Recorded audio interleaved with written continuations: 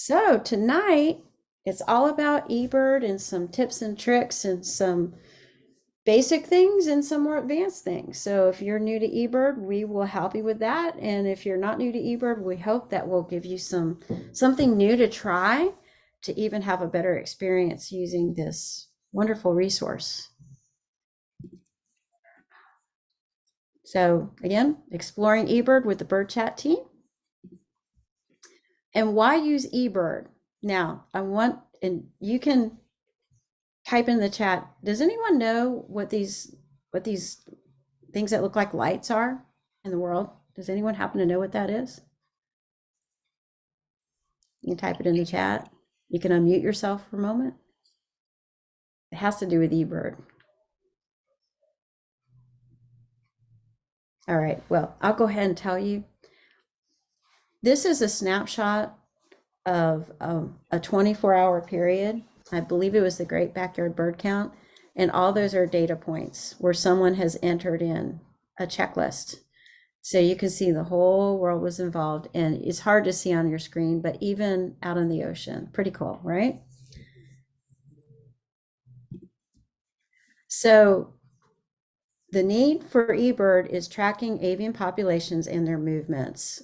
And as you can see, a lot of species are in decline. So one thing you can do to help birds, a really important thing you can do, is when you do eBird, you're helping people that are researching specific species, which you won't know who's researching what. You just put it out there so they can see trends, and we can stop, big declines. We can see things we can do to help these species. So that's one reason for doing eBird. All right, so eBird began in 2002. It's one of the world's largest biodiversity-related citizen or community science projects. It's international, it's free, it's open access. You can access all the data anytime you want. It stores observations, your photos and recordings, and we're going to show you how to go back and see those things that you've done. And you can find target birds, hotspots at any time of the year. So it's great if you're planning travel. It can help you plan where you want to go. So one of the uses of eBird that's come about is the Cornell lab, which runs eBird, their migration dashboard, which is part of Birdcast. So if you don't know about that, as we get into migration, which starts in February, believe it or not, they can track migration and they can predict patterns. So this is really valuable. And also we're going to talk, it drives conservation as well. So for new users, to create an account, you go to, you can just Google eBird, you can Google Cornell Lab of Ornithology. I would just Google eBird, and you're going to need to create an account. It's free, and it actually gives you access to all these resources that you see listed here on the left: Bird Academy, Birds of the World, the Macaulay Library, it's a database of all kinds of recordings and photos and media. And so you get access to those. Some of those are add-ons, like Birds of the World. You have to pay extra if you want full access, but most of them are free. So we're going to talk about the difference of using eBird on your smartphone or using it on the website or doing both, okay? Because you can do it either way. And when I first started birding, I didn't have a smartphone back then. I had a flip phone. And, you'd go out bird and then you would put it in on the website after. And you can still do that if you want, but you might want to use your phone. So we're going to go through the eBird mobile. And again, we're going to have this recorded so you can go back and you can go through it slowly if you need to.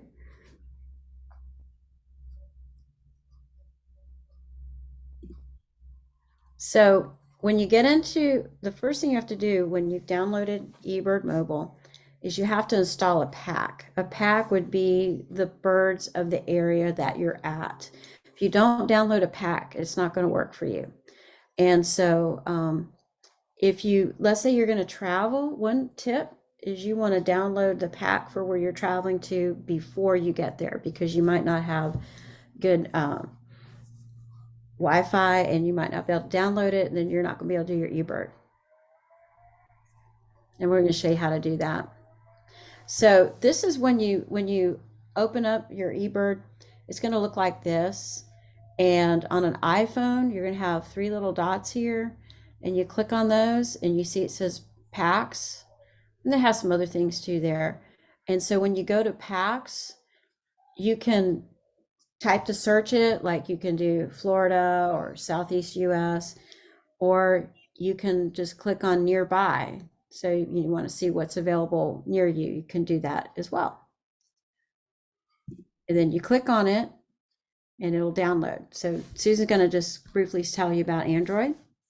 Yeah, so on an Android phone, you're gonna pull, it's kind of different when you get this opening screen that's on the far right, there's three lines, horizontal lines, and when you click that, you get this menu, and that's where you get the packs menu, and then you can go and again, it'll give you suggested that are close for your area. So because I'm from Ohio and I visit there a lot, I have both Ohio and Florida. So, and then you can install them and it'll send you a little reminder when you need to update. But again, on the Android, it's instead of the dots at the bottom that says more, it's going to be these three parallel lines at the top that you're going to click to get the menu.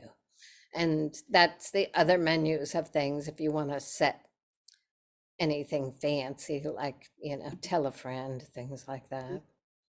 So to start a checklist, so let's say you want a bird, and it might be that you're planning a walk and you want to record the birds that you see or hear, because you can, you know, observing by hearing, as long as you can identify it, it counts. Um, you're gonna you often have sometimes when the phone what happens, just let you know, sometimes it comes up where it has the bar that says start checklist. Sometimes you have to hit the submit button. So if you don't see the start checklist, just hit the submit button. Okay. And so the opening screen is going to look pretty much the same, just a little bit different for the Android. If you notice up here, it has an auto selected for your location. We're going to show you how to put a location because that's really important for keeping the data so the researchers know exactly where you saw the birds, kind of thing. And then you'll see the species list, and we're going to go into how to put in the species.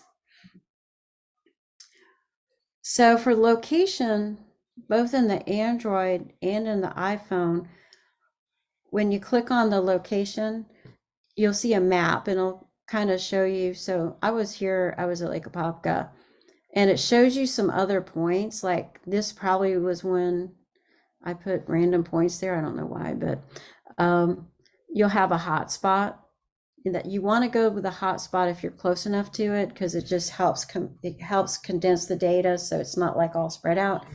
But if there is no hotspot, and if the hotspot's like, half a mile away, don't use it because it's too far. You can just create your own location if you need to, just by clicking on it. And on the map, you can look at the map where you're at. You can do it that way. I like this recent feature because if you go a lot of places like I do, I can just click that and I can just select it that way. 'Cause sometimes, Wi-Fi is not great and like the phone's like spinning, and I'll just hit it, and that way it doesn't have to search for it. Yeah, so also in the Android, the map, you're just going to work with the map that pops up there. There's no tab for map.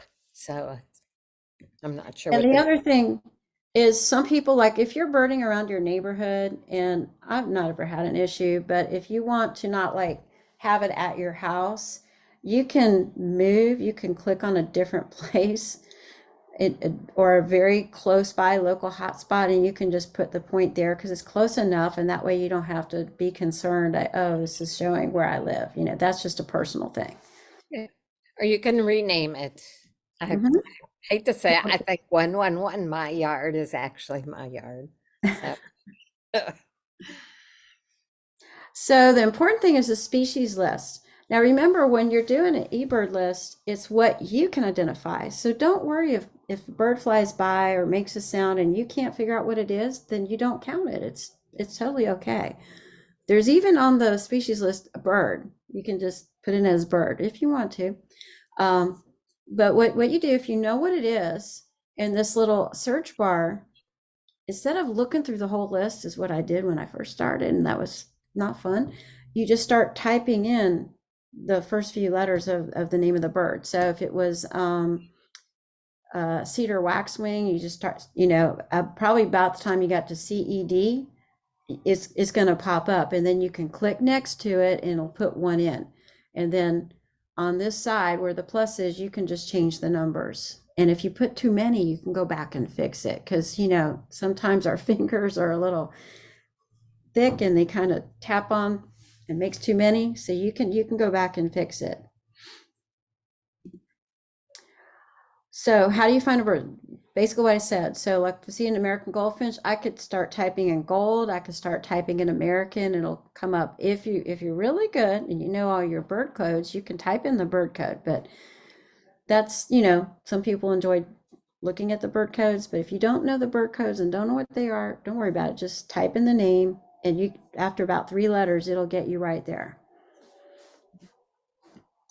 So sometimes it'll have an R by it, and this means it's rare for your location or for the time of year. So first of all, it does that because sometimes we accidentally put things in, like, or sometimes I'll just be doing eBird and I'll look up and my eBird tells me that I saw something I didn't see. I just take it out. But it wants to alert you that, wait a minute, this probably is not correct, or it shouldn't really be here. So you can say, oh, yes, I was at Wekiva and I heard that the woodcock. I know it was a woodcock. So what's going to require, you'll see on the next slide, is some evidence that you really did see or hear this bird. So you definitely need to put comments, as much description as you can. You describe what you saw. It's even better yet if you have a photo. If you don't have a photo, don't worry about it. Just try to remember everything you did. If it's a bird that you're hearing, like the woodcock, you can describe the sound. And on my phone, what I do, if like the woodcocks, they're going to call many times, I just record it with my voice memo. And you can save that, download it to your phone, and you can put it in. And we'll show you how to do that too. That the more evidence you put in, it helps the scientists, and it helps the birders that are wanting to see these rare birds. They can look at your checklist and say, oh yeah, look, even though this is not a very good picture of a yellow-breasted chat, you can tell it's a yellow-breasted chat. And plus I put the description here. All right, let's see. So what you want to do before you submit it, you want to go back and look and make sure. So when you're think you're done, and you hit stop, we didn't put that, and then I was going to come up with this review, so it's not submitted yet. Go back and say, oh wait, I only saw one blue jay. You can go back and change it. You can click on the number and you can change it to a different number. Or if it accidentally put 300, green-winged teal instead of 3, you can go change that, because that's a big difference. If your thick finger hit swan, and no, you didn't see a swan at Lake Apopka, you can take it off. You want to check those before you submit. Let's see this little plus? If you want to put a comment, like a lot of people, when they see mammals, which is exciting, you see that otter at Lake Apopka, you can put that in there. That way you have a record of what mammals you've seen, or if you want to keep track with the butterflies. Now, it doesn't go into any kind of database, but it's for you. Or if you're doing a Christmas bird count, we put our zones in there. If you want to see how many species you saw, it's right here. Quickly. So like Yeah. if you're doing a group, and everyone And says, someone goes, how many, how many did we see? It's like, so you can look right here, and if it looks off, you say, wait a minute, we saw more than 60. Then you go back and see, what did we miss? So it's a good way to double check.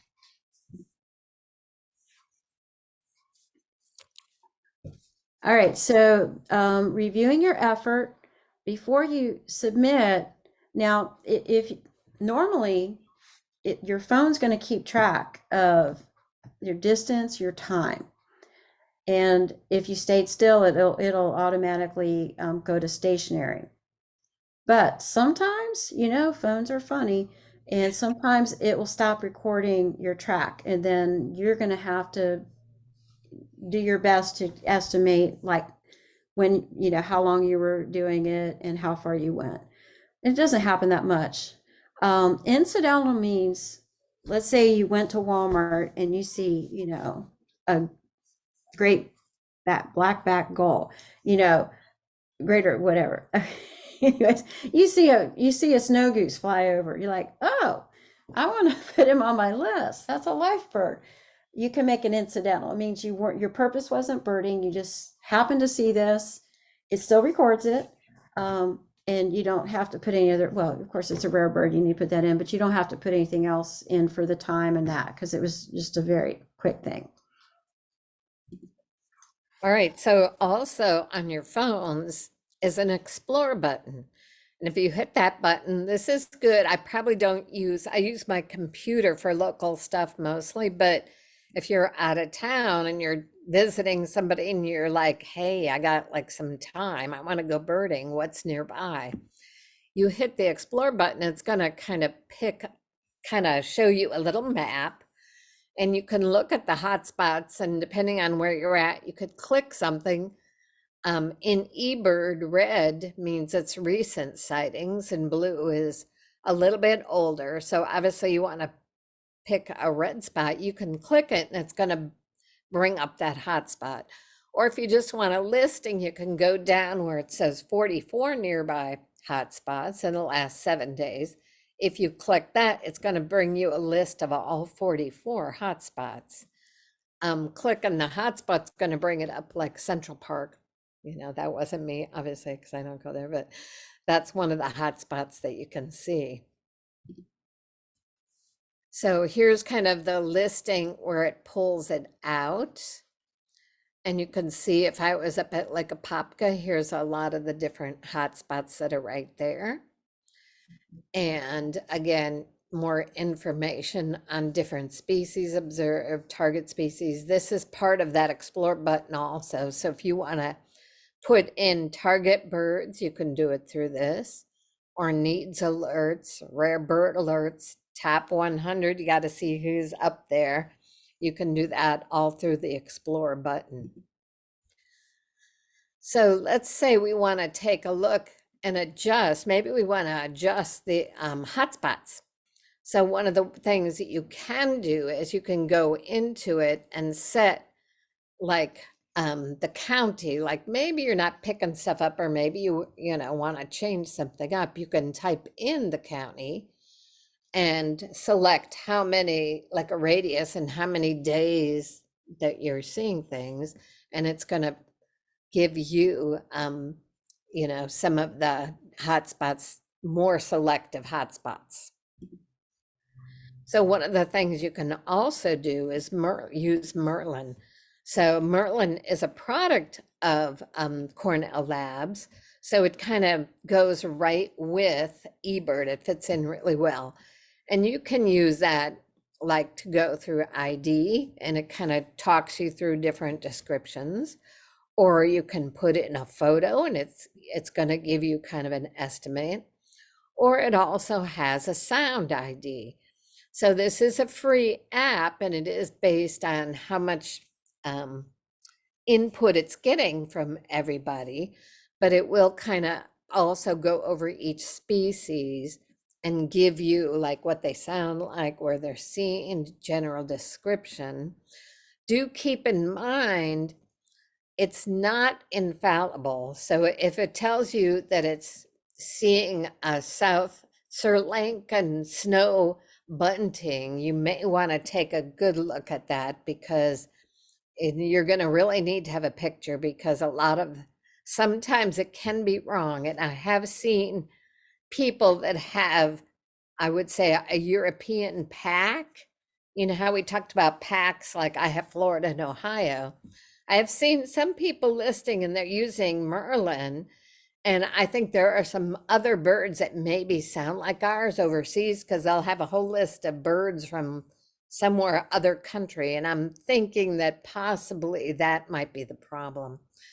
The other cool thing about it that I started using is if you want to see if you've seen a bird or just see what you've seen last, it has your life list right there. It's one of the good new features I have of the on the Merlin. I'm just going to mention real quick with Merlin. If you download Merlin with eBird, when you pull up your eBird for each species, there's going to be a little square, and you can click on Merlin to check the ID. If like you're not sure and you're looking at a bird, you can do that. So, okay, this is our tips and tricks. So we're going to just talk about editing. So if you're on your mobile phone and you edit, you can, there are buttons at the bottom, and that allows you to adjust, any counts, maybe you forgot one of the observers, that type of thing. Now, if you want to adjust your track, on the mobile app, it's going to kind of give you a little track, only you see that. But you do want to have it kind of accurate because it does go into the database. If you have already submitted it, you can't edit that track. You can, if it's really bad, you can erase it on the website. But once it's submitted, you can't go back. Now, the good thing about, the other thing is shares. If you forgot to share your checklist with somebody, once you've submitted it through the app, you're going to have to go online to the eBird website, whether through your phone or through a computer, and share it there. Because once the app list is in, you aren't able to edit that, other than the species. So the track on the right's an example of a track, and I'm really good at needing to check my tracks because sometimes, like if I'm birding at Mead Gardens and I start driving home and it's like, oh, I forgot to turn it off. And you see that nice little driving line. You can edit it. What you want to do is you go to that, I think it looks like a flag, but I guess it's an example of a track and it's in the circle here. If you click on that, you can edit from both ends. Now, you can't totally change it. You can only take off the beginning and the ends. You just move the little slider and it's going to take it off. But it is great if, again, like I said, you started driving away from somewhere and you need to edit the end off because it's not an accurate description, of how much distance you've gone. So the other thing that's kind of nice to know is all those little dots. You see them and you're like, oh my gosh, what do these mean?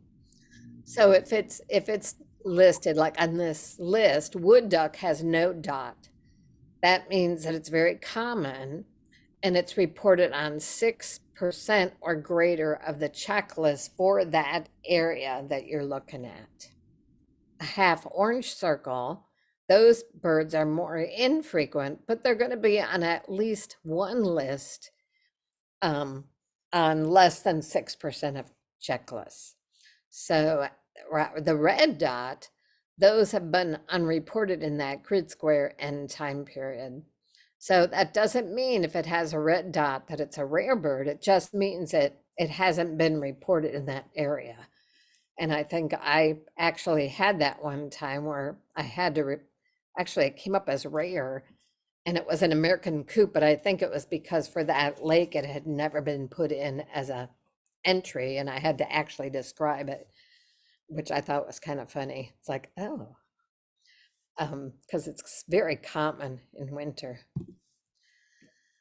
So deleting a checklist. So it's a couple different ways. On the iPhone, you're going to just go to the name of it. The iPhone here is on the right, and you slide it over till you get that nice big red button in there, and you're going to click that, and it will delete that checklist.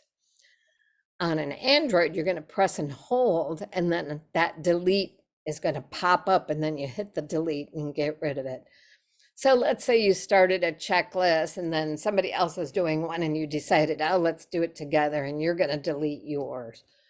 or maybe you forgot you started one and you started another one, so you have all these checklists. You can kind of clean that up a little bit.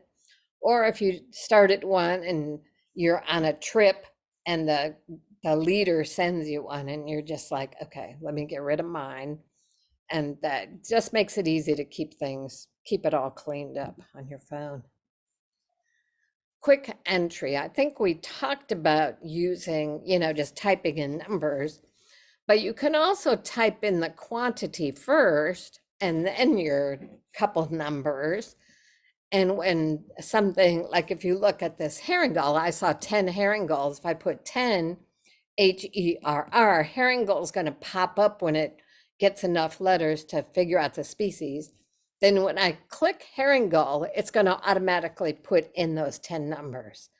Now, depending on what kind of phone you are, it's either a time saver, like I have an Android, so my numbers are on the same screen as my letters, so I don't have to change screens. So for me, that's pretty quick. If you have to change screens to get to the number, then go back to get to the letters, you have to kind of try it yourself and see, is that a time saver or not? And then of course the 4-digit, we talked about using the 4-digit code, and often that's the first 2 letters of the name, like herring gull would be HEGU, and a lot of these lists will pop up with that. And then Kevin Laughlin, I think Deborah had asked him, does he have a tip on using eBird? And what he said is you should add your guide to your eBird friends list. And that has to be done online or at the website. And your daily lists then become automatically added to your eBird account without having to go through the email, because if they're not friends, they're going to send you an email that said, you have received a checklist from da-da, and you will have to approve it. But if you don't want to do that, you just add the guide to your friends list. And that's kind of how you will do it from there. So that said, how do you set up friends, to make it easy, or set up contacts? This I do through the website. You could do it on your phone. I do it on my computer because I'm not good at seeing that little stuff. But when you sign into your eBird, the My eBird, so you go to the My eBird tab, and you can go down on the column on the left, it has Manage My. So if you go to Contacts and click that, that's going to bring you to like this screen here, where at the top you can add the contact. So you're going to type in either an email or an eBird username. Now, if you want to set up a friend, they actually have to have an eBird username. So if you can see on the second half where it says all my contacts, and you can see there's a little friend square that you can check if you want to move them from just ordinary contacts to friends. So anybody in the friends list, if they do a list, it automatically goes into your eBird without you even having to accept it or anything. So that's just one, because people sometimes are like, how do I do that? So that's just how to set up friends lists. So what about a quick incidental checklist? So basically what that is, let's say Kathy and I are driving down the street and a short-winged hawk, or a short-tailed hawk, flies in front of us. And it's like, oh, we want to count that because we kind of love counting our birds, especially if we haven't had one yet for the year.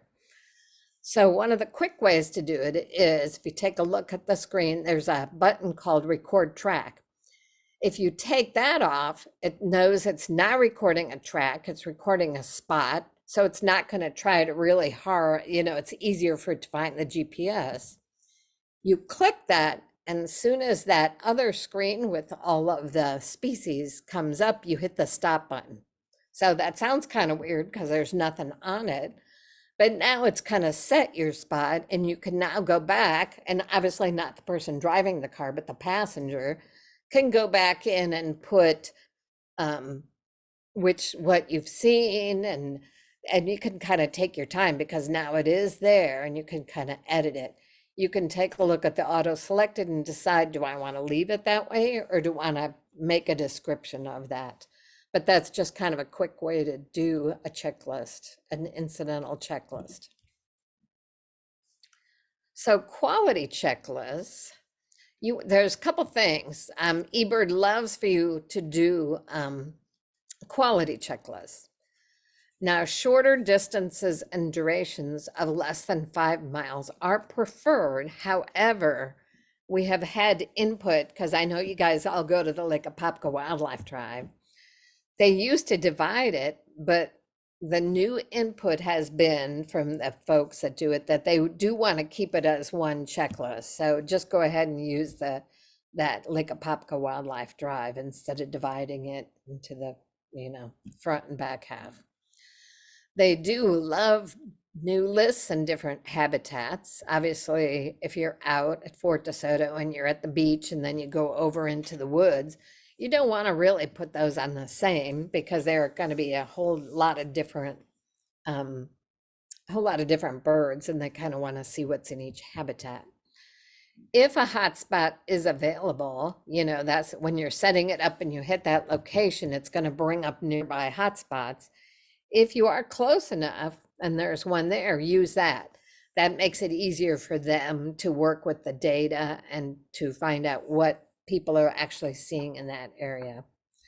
Personal locations, you can actually type in a new name. It'll ask you, do you want to rename this? Like a lot of times if I'm doing something, maybe I just see something where it's an address and I really don't know those people there, but I really don't want to have like a bunch of people going to their house either. So I may take off a street address or make it a more general location. You can also do GPS coordinates if you're good with that. I'm not the best with it, but I can do it. The other thing is you want to try to report all the species that you are able to identify to the best of your ability. That doesn't mean you have to report everything. So don't feel like, oh my gosh, I don't know any of these things. I can't report anything. Report what you know. There's general species things that you can use if you need to, but try to do what you can. If you're going in a group, they do prefer one checklist per group.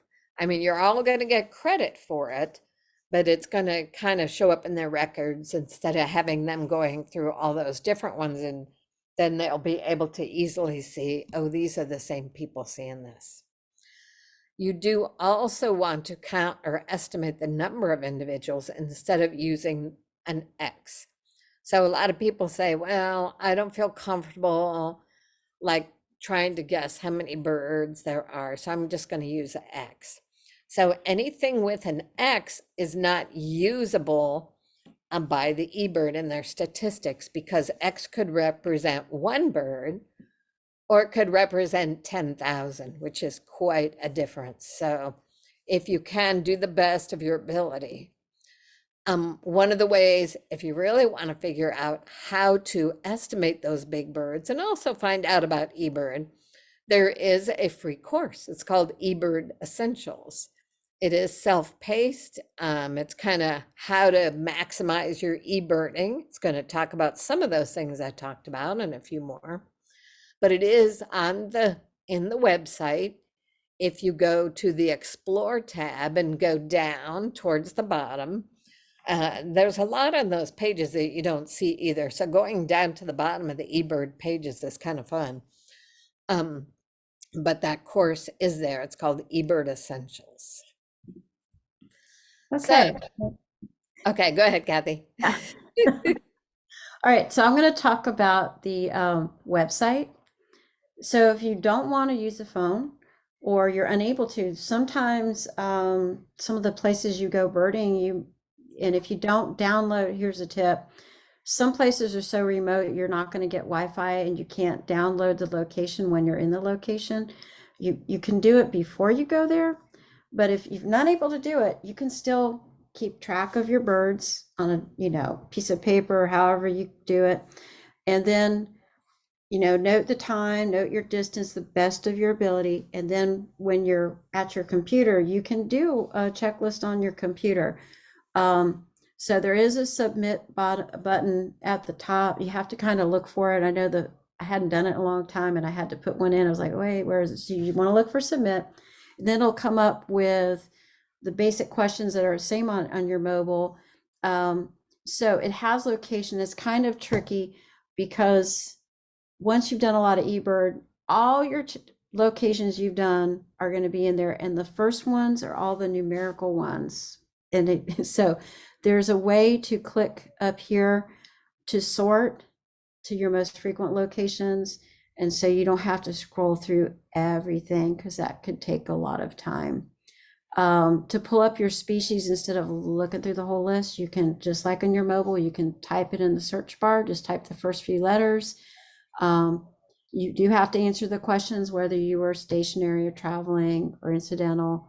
You have to put the time in.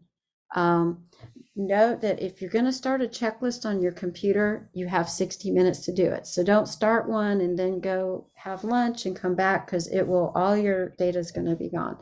So you have to, what you can do is you can submit it. If you started it and you like something comes up and you have to leave, you can go back in and you can edit it after if you need to. So how does eBird ensure quality data? Because anyone can do this. So here's where our unsung heroes are. There's local people that are very knowledgeable about birds, and they're called reviewers.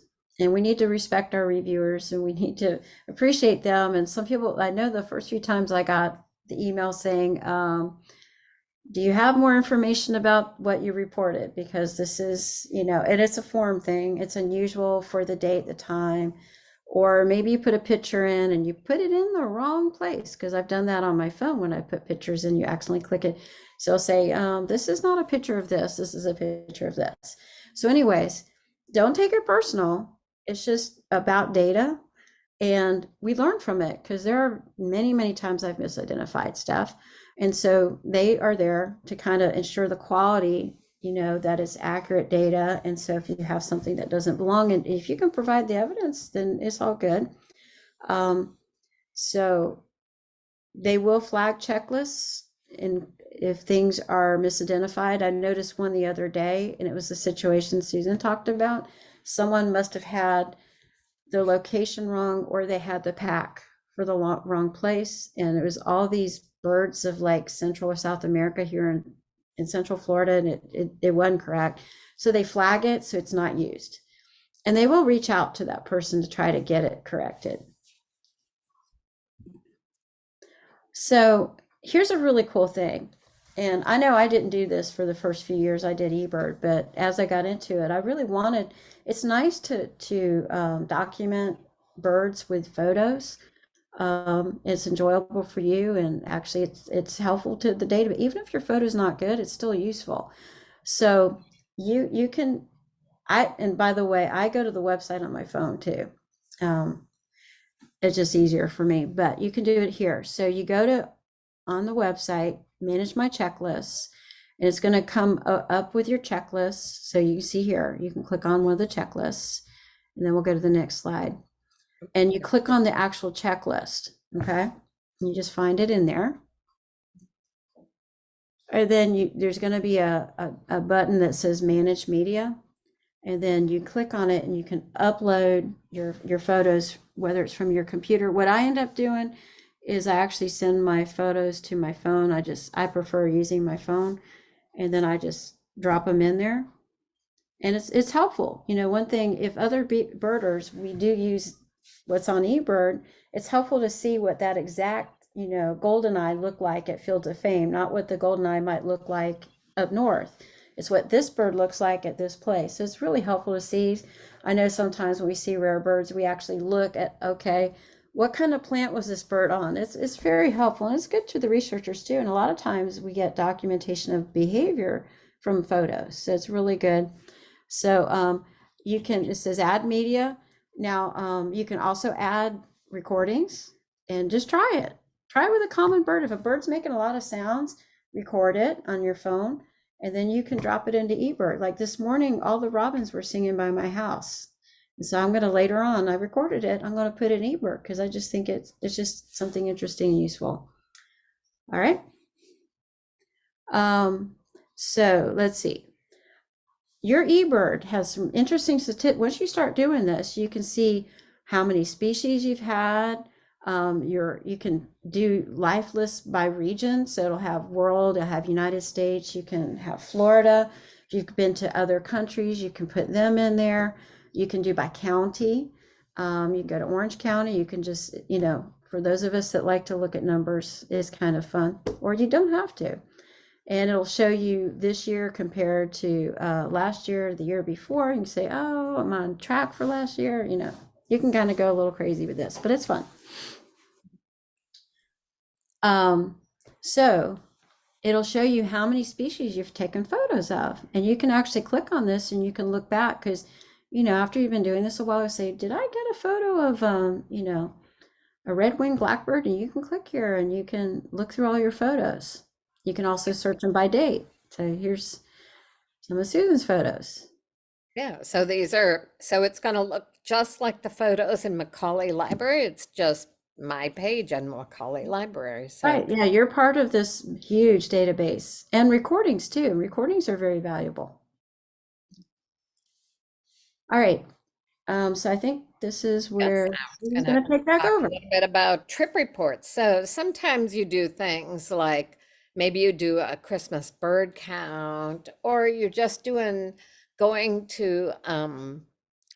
somewhere and you want to add a bunch of lists together. Like I go up to Ohio a lot. I've got Ohio Spring Specialties. That one, just all my lists. So I can take a look. So how do you do that? How do you do a trip report? It's going to be in the My eBird tab again. That page where you have all that Manage Mine, you're going to pull up trip reports. And it's going to show how many you've already done. But if there's a create trip report, and you're going to click that button and you can add your data. So creating the trip report, you're going to name it and you're going to pick the start and end date and time. And eBird is going to put it all together for you. So, that's all you really need to do to create a report. Now, do you want to see it just for yourself and a few people? That would be limited. Link only. That's something that is only you're going to be sending it to someone and they're the only ones that can see it. Or if it's public. Now, on a CBC, the last couple of CBCs I did have to change I think I put it on limited or link only, and I ended up having to change it to public until they were able to download it. So that's just an FYI. If you do something like that, you may have to adjust the visibility if you're sending it to somebody outside your normal persons. So the Explore, so we're back on the website looking at the Explore tab. A lot of good stuff there. The number one thing most people go to is where can I find those birds? So Explore Hotspots is that on the right-hand side. When you click that, you can kind of type in, kind of take a look at where you're going, and it'll say, let's say I want to go take a look at St. Mark's. I would type that in, and it's going to pull that up. And if I click on the view details, it's going to show me all of the recent sightings, how many total birds have been seen there. I can they let you submit data through this, but this is kind of not the easiest way, I don't think, to do it. You can get bar charts if you look closely at this, the small box on the left, and it's very small, but you can look to see what's being seen at what time of year under bar charts for that location. Or if it's somewhere you've never heard of and you want to go, you can hit directions and take a link to Google Maps so you'll know where you're going if you've decided to go there. You can also look under regions. If you type regions, it's going to show you all the birds that have been seen there. So that's if you're going somewhere different, like I'm going up to Tallahassee, we can type that area, county in and take a look at what's being seen up there. So let's say this is an example that was from one of our prior presentations. Someone was going to Pima, Arizona, Pima County in Arizona. So if you look on the left, you can see there's a hotspot map. You can look at the bar charts of birds. It'll show you different media photographs. The top media is going to be on the right. You want to look at what the top 100 birders are doing there. You can kind of see where they're going, because obviously they're top for a reason. Rare bird alerts that might be happening there. And one of the fun things, if you do work with groups or children, or if you are kind of a paper person in the field, you can print out a checklist. So for all their locations, kind of cool. But at the bottom of some of those things that I just talked about, hotspots or recent visits, is kind of below the media. But in the middle is going to be all of the recent birds that are being seen. And as you get down, it'll go a little bit older. So it'll get kind of some of the older sightings. Species.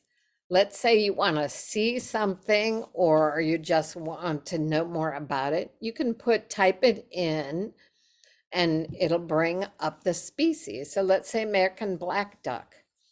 There is an area at the top. You can change that to your area. And if maybe you put in Florida, maybe you put in Orange County, maybe you put in Seminole County. But if you do that, it's going to kind of pop up. I put in Seminole County for this, and it's going to show me this range map of our local area. If you don't define the map, it's going to kind of give you the world. So that's kind of not too useful for you. Obviously, I didn't zoom in yet on this map because it still has the purple squares and I have to zoom in a little closer to see the hotspots. But that's also going to give me a description of the bird. It's going to show me different pictures. Now, these are going to be those beautiful photographs. And you may want to go to, like Kathy talked about, go to the, pull up if they're being seen, pull up a checklist and see what that bird in Seminole County looks like. How dark is it? Is it a male? Is it a female? So that's kind of some nice things to do. The other thing is it'll kind of give you under the name of the duck, like American black duck, or under the name of the what you're looking at, the bird, it's going to tell you what's happening with it. This is considered a least concern. So they're not as concerned with losing black ducks as some other species. But it's also going to check off, have I seen it? Did I take a picture of it? Did I record this? And have I seen it for the year? So obviously I have seen it, but I didn't go to Seminole County, so I haven't got it for this year. And I don't have a picture of one, and I've never recorded it. So it kind of gives you some cool information to keep track of your stuff. So species map. So we can look at that big map and pull up. This would be if I zoomed in on, I think this one was a brown-headed nuthatch. And I believe this is up it's Big Bend. So this would be in Texas area. Is it? No, that's the Panhandle. Sorry. But you want to make sure that you're really only looking at those red spots if you pull up this map, because the blue are old and those birds may not be there right now. So you can add a species name. If you want to get real specific, you can add a location that's going to define that even a little bit closer. So let's take a closer look, and I've clicked on one of those red spots and it brought me Hal Scott Regional Preserve and Park, and I can kind of see, I think I did this on the 8th, and lo and behold, a couple of them were seen on the 8th, and there are photos, so I can kind of take a look at that. And I did add a location of Orange County. So that kind of gives me a little bit of info on where, maybe if I want to go see a certain bird, how to find that bird in the area that I'm in. Other things, search photos and sounds. This is, I kind of just like to go to this. It's kind of an interesting a page, because again, these aren't these are our photos. They are not the perfect photos. So if you know of a bird and you want to check it out here to see, maybe I have a picture and it's not perfect like those ones that they have, and I'm not sure if it's what I think it is, and I want to look at other species, so I can type in the name up there and take a look. Maybe they'll have a picture of the bird flying and I can compare it, or maybe it's going to be the backside or something different, so that I can make sure what I have is that. Or maybe I just want to see pictures. I can define this again into location where it's at. Or my media are pictures that I've taken. If I'm in, there's this kind of funny little thing with three kind of squares up here. The first one gives you this look here. And if you click on that, you're going to get the picture and the information of where it was taken and when. But you can also rate the quality. So I think one of the things they like to do is have people rate the pictures so you can see, so they give a little bit of, they get a little bit more information on how clear it is. Now there's also, you can click on in the same, under the rate quality, when you go into that, it will kind of tell you, you can click a little thing that said, gives you their criteria of how you rate the quality. It's not going to be, oh, what a cool picture because the bird's upside down, and but it's clarity, and if it defined, if you can tell, it has all of the good field marks that you might want to see. So if you go to that next one, it's going to pull up like this type of thing where you have just squares with the pictures under it. So it's just kind of fun to go through and look at it, and you can rate them. I think it's a fun way to look at birds. Okay. Also, So, sorry. all right. So another thing, if you want to know like what time of year to see certain birds, you can go to a hotspot. So like you can go back into eBird and you can pull up whatever county you live in. Let's say it's Orange, and you can click on bar charts and you can see, is this bird here this time of year? Like Cape May warbler, you can see here on the bar chart. It's very, very unlikely you're going to see one until about April. And then you should start looking, and then you're not going to see them in the summer. And then you're more likely to see them here. And it's just a helpful way to kind of get to know what the trends are. And of course, as with climate change and things, this could change. And we're helping the database by providing what's currently happening right now. Now, if you want to go really crazy, you can sign up for alerts. What's an alert? So if you want to know, let's say you're traveling and you're going to another state, you're going to Oregon, and you want to know what the birds that you've never seen in Oregon, that, maybe you've been there before and you've done some birding, you can sign up for alerts for the whole state, which I would not recommend, but for maybe the county you're going to, and it'll send you emails and you'll know what's being showing up on a particular day. So you can set up alerts for your local county. You can have them hourly. I don't recommend that. You can have them daily. You can get rid of alerts if you like. Okay, you come back home, you say, I really don't want to see what I'm missing. You can do that. You can also, there's a target list too, that if you're looking for like what birds you're missing, but like I said, use with caution because you're going to get a lot of emails. But it's also fun because you'll know right away if something shows up that's out of the ordinary. So the Explore tab, you can look at your statistics, which is fun to do. So you can, put it by your county, by your state, by a country. People do keep track of their yard and their patches, their local area. You can do that. There's all kinds of fun things if you like play with statistics. And then they have these really cool photo and sound quizzes. So realize that they're using all the photos that they get. And so some of them aren't so good, which is okay because that's realistic. And so if you're bored someday, you can pick a location, whether it's your local or a place you're going to travel or a place you've been, and you can take quizzes. And so they have it for photos and they also have it for sound. So it's just a good way to, hone up your birding skills. And so here's an example of a photo quiz right here. And that's a decent photo, but I've heard that some of them, you'll get the bird in deep shadow or just the bottom half and stuff like that. This is ranking the photos that people actually take, not the professional photographers. So, Right. but Right. that makes it more challenging, and that's kind of realistic of what you're seeing the birds Yeah, too. it's good training. And so the sound quiz will be the sound with the spectrogram showing, the pattern, which you can learn. So that's another good thing to do. But the recordings, again, some of them are not very good. So this, actually, I'm going to show that. I'll talk about this, but I'm going to actually share my screen at the end. Okay.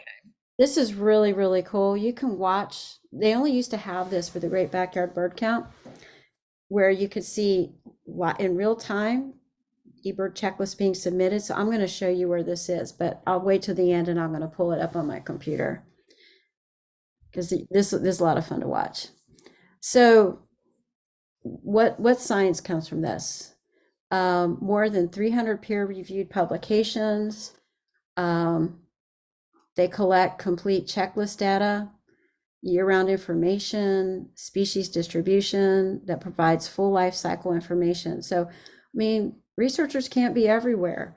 So we're providing a lot of information that is extremely useful. And so don't think that it doesn't matter. It does matter.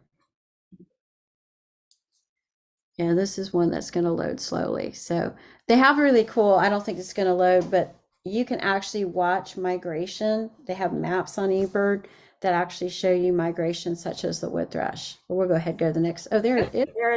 Yes, It's loaded. that's What it'll loaded. do, it'll show the whole migration path. And it's all based on data that's been collected. So it's Right. extremely important during migration to put in your list. So we can see So they where can come which up with species this are. cool stuff. Yeah. Yeah. All right. So we'll go to the next one. There's conservation that has happened because of eBird. Like they discovered new nesting sites of tricolor blackbirds, which is a rare bird out in California. Prioritized for Nova Scotia Nature Trust.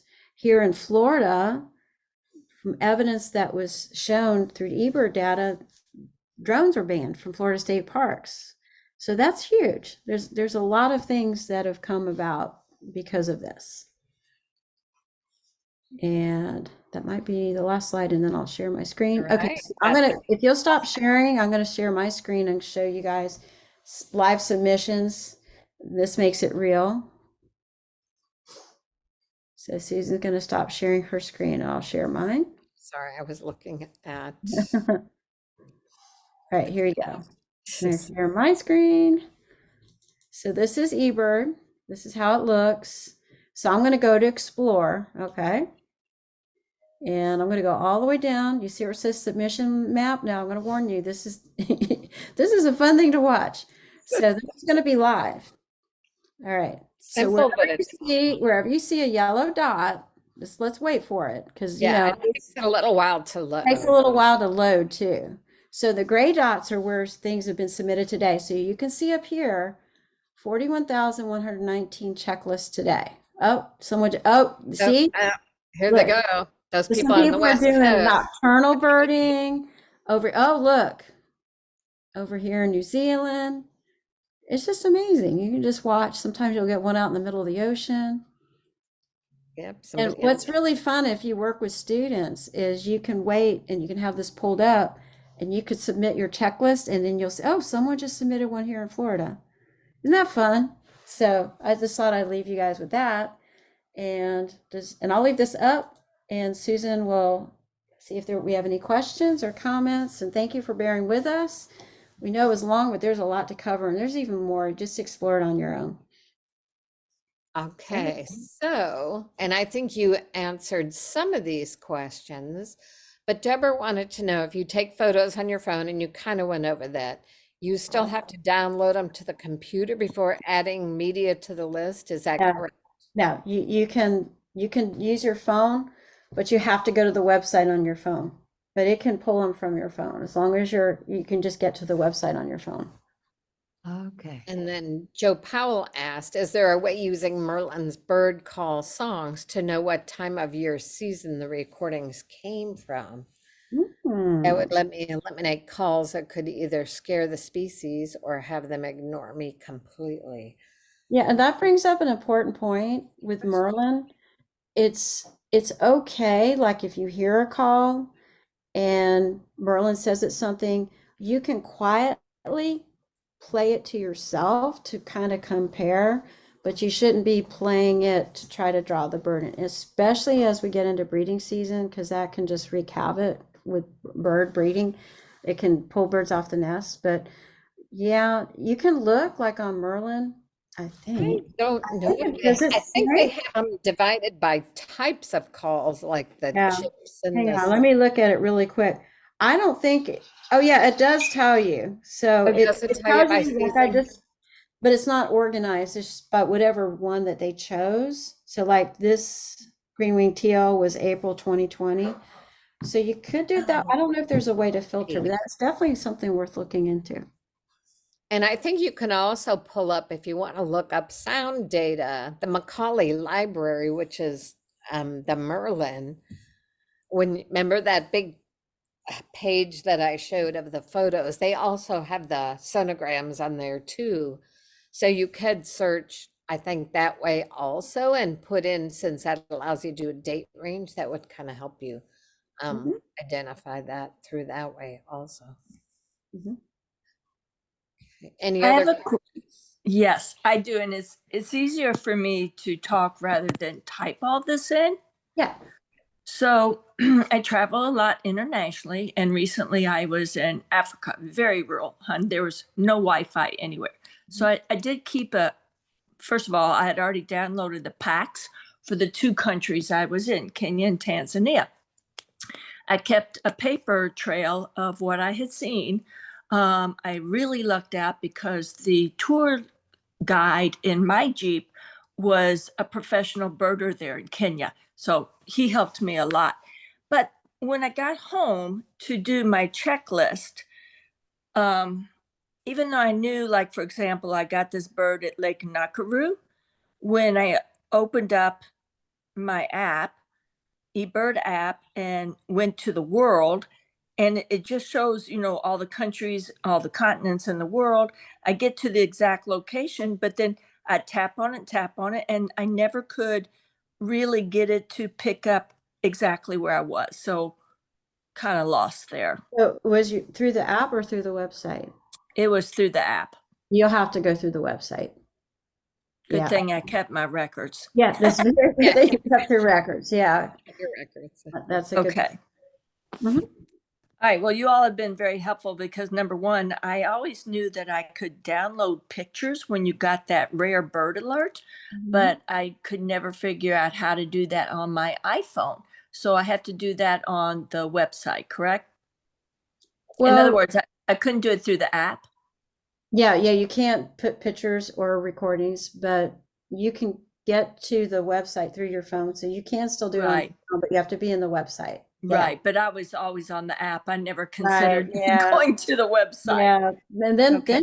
you have all these wonderful pictures, plus it keeps a record for you. It's another way to reference your pictures.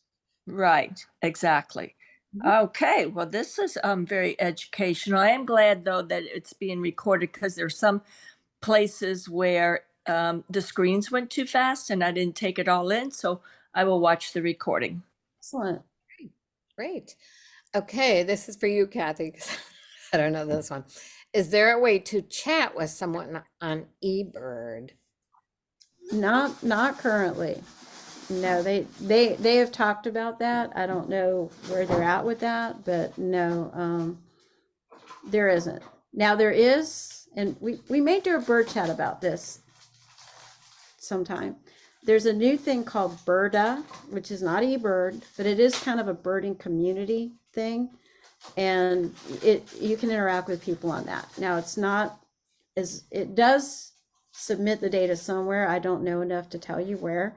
But if you're looking more for birding community, and it's kind of cool because like if you have a bird photo, you don't know what it is, you can put it out there in the Birda community. Now realize not everyone might know what it is and they might give you wrong information, but it's kind of fun and they have challenges. So that's something we'll probably try to get one of the developers to come on. It's just a different kind of use than eBird. It's more designed for beginners, but you know, anyone can use it. Very cool. Great Now- job, guys. Very simple and clear. And let's look at how many. So we've had over 1,000 checklists since I just pulled this up. It's just kind of cool. They're kind of cool watching them come in there. It is. This is- All right. Well, next week we're at Lou Gardens. Yep, so join us there. Yeah. And this I'm recording, headed out. I'm headed out on Tuesday on a 2-week cruise for my birthday, so won't be around the rest of January. This was perfect timing for me. good. Good. Thanks. Yeah, and so I'm going to use my new eBird skills when I'm traveling international now.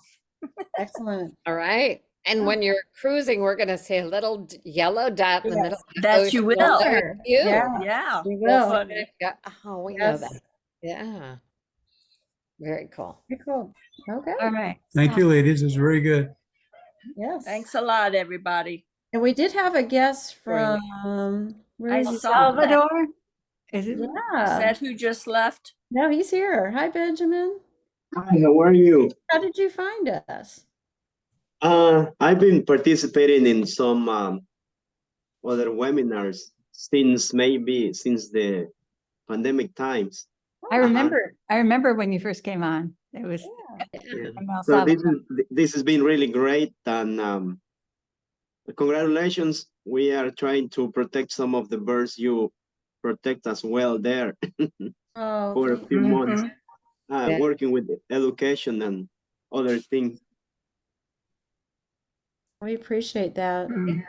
Birds need protection on all ends. Every- Absolutely. Sure. That's awesome. Thank you for joining us too. We You're appreciate it. welcome. All right, I'm going to stop the recording. Thanks, everybody, for coming. Okay, thank